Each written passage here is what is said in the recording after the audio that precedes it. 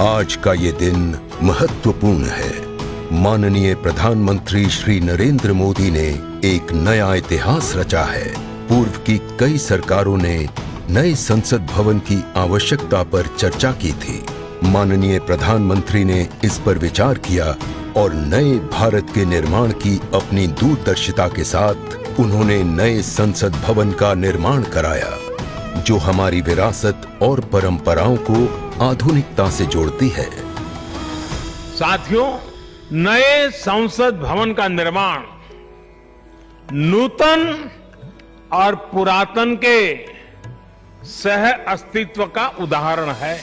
ये नई संरचना लगभग 59,000 श्रम वीरों के योगदान से बनाई गई है।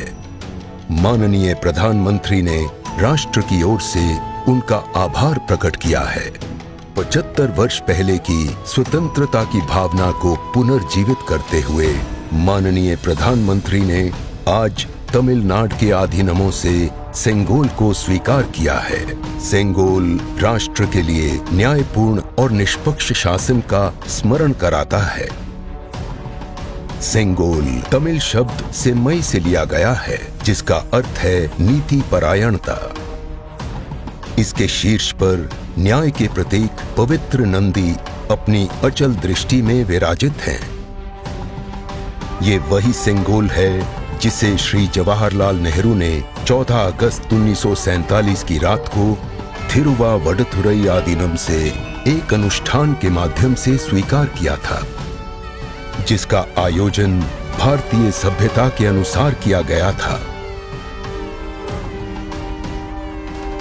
उसके बाद इस पवित्र सेंगोल को यथोचित सम्मान और स्थान न मिल सका, जो मिलना चाहिए था। कहानी मुड़ती है तमिलनाडु के कांचीपुरम की ओर, जहां पूजनीय कांची मठ का आसन है। 15 अगस्त 1978 मठ के 68वें प्रमुख परम पावन श्री चंद्रशेखरेंद्र सरस्वती स्वामीगढ़, जो महापेरियवा अर्थात प्रबुद्ध ज्येष्ठ के रूप में जाने जाते हैं, वे सेंगोल वृतांत को स्मरण करते हुए अपने अनुयायी डॉक्टर आर सुब्रमण्यम से इसका वर्णन करते हैं, जिसे उन्होंने अपनी किताब में स्थान दिया है। महापेरियवा ने बताया कि स्वतंत्रता दिवस के अवसर पर सेंगोल ने एक महत्वपूर्ण भूमिका निभाई थी। हमारे इतिहास की किताबों में यह तथ्य अवश्य होना चाहिए था, लेकिन गत कई वर्षों में कहीं भी इसका उल्लेख नहीं किया गया है। एक बार इस अद्भुत संस्मरण के सार्वजनिक होने पर तमिल मीडिया व प्रकाशनों ने इसे अपने संपादनों और वेबसाइटों में वरीयता दी।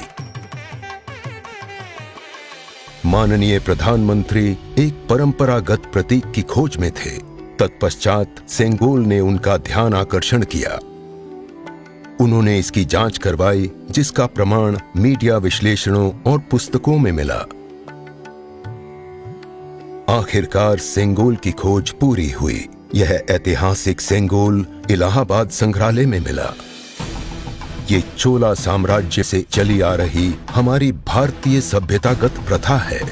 चोला सदियों तक हमारे उपमहाद्वीप के अग्रणी साम्राज्यों में से एक थे। सबसे महत्वपूर्ण बात यह है कि सेंगोल के प्राप्तकर्ता के पास न्यायपूर्ण और निष्पक्ष रूप से शासन करने का आदेश होता है, जिसे तमिल में आणई कहा जाता है।